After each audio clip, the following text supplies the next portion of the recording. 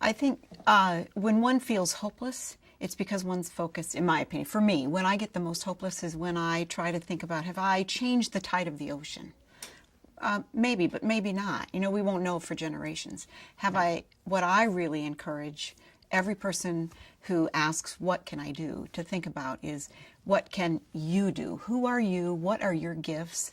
And what impact can you have on one person's life, on one child's life? Is it by volunteering, as Bruce Brown did?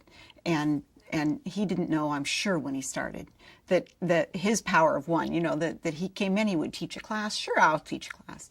And then here we are, 8 years later, and everything, he's reflected in the walls and in the faces of the kids as they dream about their careers, and in the garden and the food that they eat. And I mean, he's reflected throughout the entire community. But it all started with, he was going to have an impact and maybe light the fire of architecture in a few kids' eyes, and it just grew from there.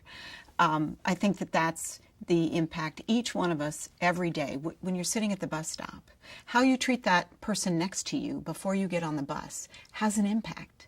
Every moment that you breathe, you make a choice about the impact you're going to have in your community.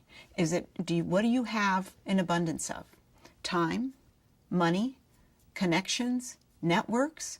Bruce gave all of those. We each can choose to give 1, 2, or more of those. And he epitomizes giving all that you have in abundance to have an influence that goes way beyond your own lifetime.